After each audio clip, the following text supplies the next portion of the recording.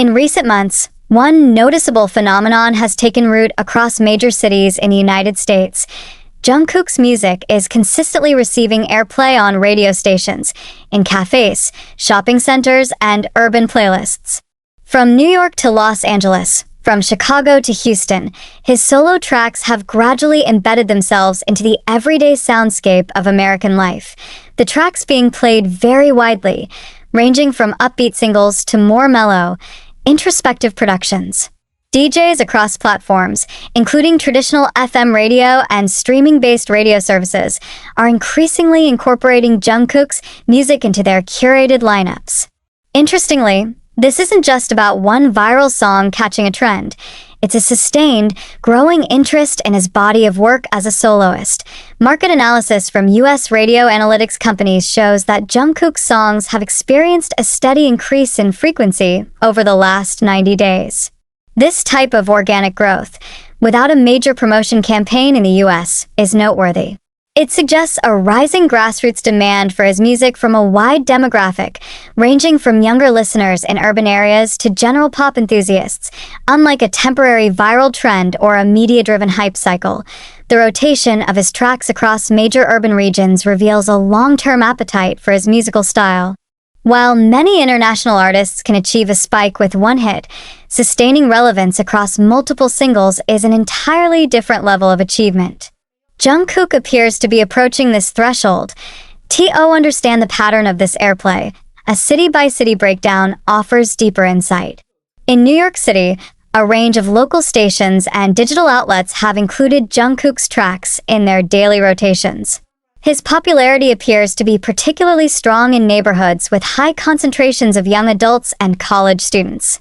Urban influencers on platforms like TikTok and Spotify have also played a major role in this exposure. In Los Angeles, the entertainment capital of the United States, Jungkook's presence has crossed into the lifestyle space. His music is being played not only in cars and homes, but also in fitness studios, beach clubs, and lounges across Santa Monica and West Hollywood. The strong synchronization of his beats with fitness and wellness environments has created an organic pairing that is now hard to ignore. Chicago, often considered a barometer for Midwest musical trends, is another hotspot.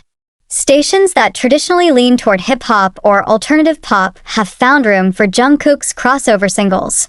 His unique production quality and vocal layering appear to appeal to both mainstream listeners and indie pop fans, giving him a flexible entry point in a diverse market. Meanwhile, cities like Dallas, San Francisco, and Atlanta have begun reflecting the same trend.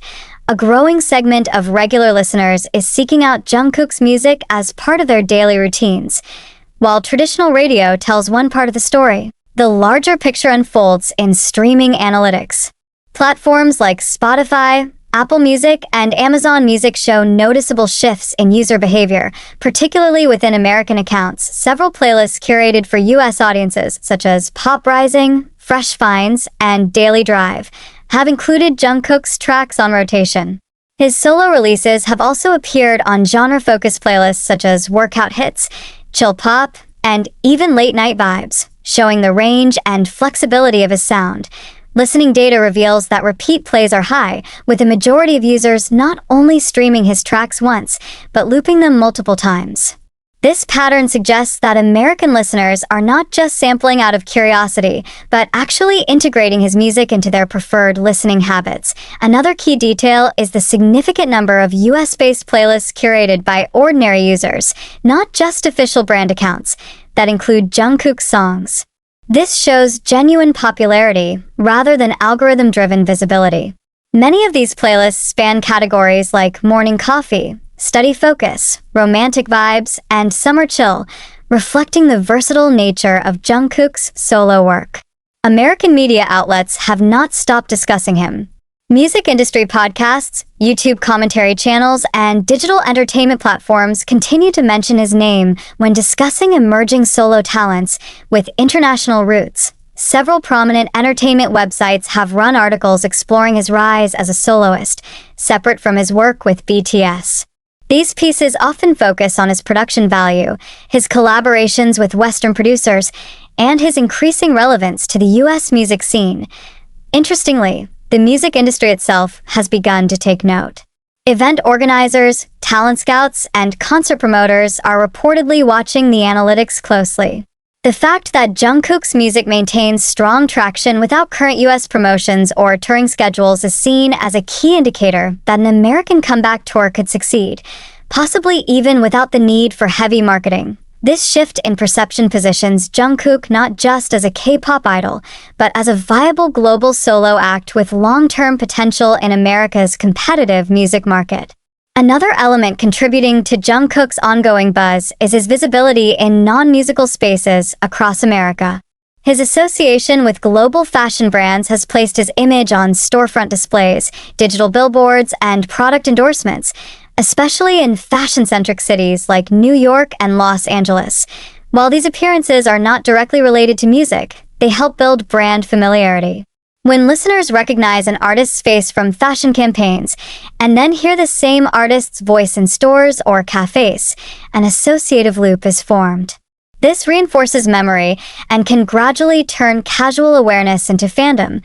Retailers and e-commerce platforms in the US have also noted spikes in merchandise sales tied to Jungkook's name and brand. Even without new concert tours, his merch items, such as clothing, accessories, and collectible albums, are in demand.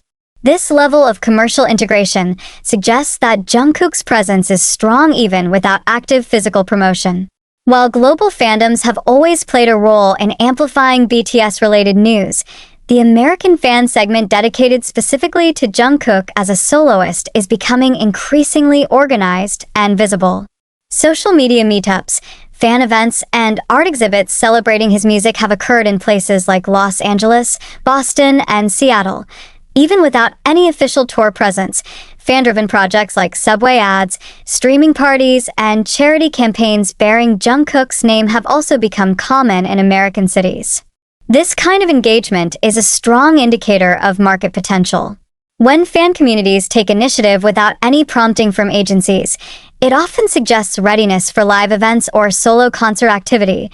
In places like Miami and Denver, local fan groups have even held listening lounges or cafe takeovers where Jungkook's solo tracks are played and shared in a curated setting. These organic movements point to a bottom-up demand for real-time interaction with his work. The obvious question now arises: with this level of presence, will Jungkook stage a solo concert comeback in America? While no official announcements have been made, the indicators are increasingly pointing toward that direction. Music labels and event managers often look for a blend of three elements before launching a solo concert: sustained airplay, market demand, and fan engagement. Jungkook now checks all three boxes, despite not actively promoting. This creates the perfect conditions for a soft launch concert or showcase in major cities. In 2023, he had already proven his ability to carry solo performances with high production quality. If he returns to touring after completing military service, an American solo concert tour, either through music festivals or dedicated venues, is highly plausible. Cities like Los Angeles, New York, San Francisco, and even smaller markets like Austin or Portland could serve as strong starting points. Touring experts believe that a limited showcase series, such as 3 to 5 select city stops, would be an ideal format for his comeback. This would allow market testing while rewarding loyal fans. Jungkook's management label has historically been strategic with rollout campaigns, often prioritizing long-term artist sustainability over short-term visibility. If they plan a return to the American concert scene, it's likely to be calculated, not rushed. One likely possibility is a multi-phase comeback. Phase 1 could focus on new releases or EPs promoted through digital platforms. Phase 2 could include virtual events or collaborations with American artists. Phase 3 may then be a targeted concert comeback tour in select cities. Additionally, partnerships with American music festivals such as Coachella, Lollapalooza, or Governor's Ball are not out of the question. These platforms offer wide reach without the need for a full solo tour initially. Jungkook's image, music style, and global recognition are well-suited for such crossover exposure. A concert comeback may also coincide with new collaborations. Previous projects with Western artists have been well received in the US market. It is very possible that future tracks will include features or duets with trending American musicians. Strategically, this not only enhances his relevance, but also makes the concert setlist more appealing to American fans who may be familiar with his collaborators. Names floated by industry insiders include both pop and R&B figures who could complement Jungkook's style. New music, especially if released alongside concert announcements, could significantly boost attendance and media coverage.